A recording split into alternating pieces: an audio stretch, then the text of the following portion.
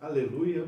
Estamos aí, mais uma lição, mais uma classe da EBD, classe dos adultos. Continuando no nosso livro, estamos no capítulo 13.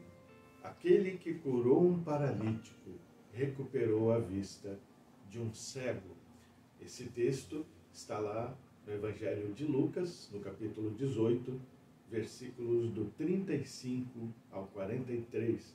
O encontro de Jesus com o cego Bartimeu. Eu não vou ler, mas vou ler o versículo base da nossa lição, que diz: Jesus perguntou-lhe, o que você quer que eu lhe faça? Senhor, eu quero ver, respondeu ele. Lucas 18, 41. O objetivo da nossa lição de hoje é refletirmos sobre o fato de que Jesus trouxe dignidade às pessoas com deficiência visual. Os evangelhos evidenciam claramente que Jesus tinha uma predileção pelos pobres e vulneráveis do seu tempo. Suas ações eram sempre de compaixão pela gente aflita, desamparada, desesperada e necessitada. Parece que, diferente de nós, Jesus não era partidário de um higienismo espiritual que evitava o contato físico com as pessoas, sem futuro, entre elas os cegos. Desde os tempos mais remotos da humanidade, a história registra a existência de pessoas cegas. As atitudes para com elas foram mudando à medida que a sociedade foi se humanizando, passando do infanticídio das crianças cegas à segregação excludente, da concepção de que aquela condição refletia o resultado do castigo dos deuses devido ao pecado da tribo ou dos antepassados, à crença de serem elas possuídas e vítimas de espíritos malignos, do estigma social à tentativa de integração, da invisibilidade ao bullying, do desprezo à garantia de respeito e dignidade, como todos os outros seres humanos merecem, precisam.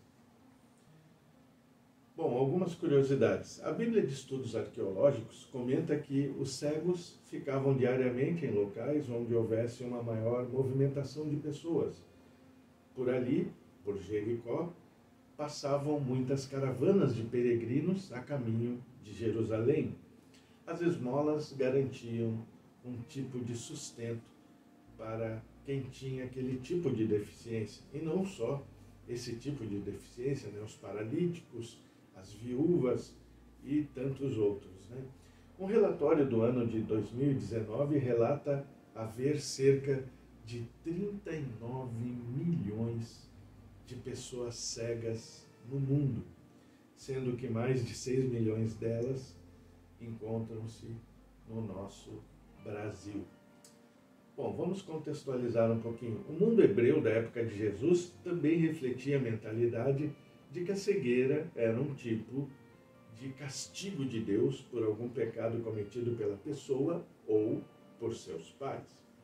Outros pensavam que ela era resultado da possessão demoníaca, fruto da ignorância dos conhecimentos científicos e médicos que hoje já temos, e também do excesso de superstição daquelas pessoas.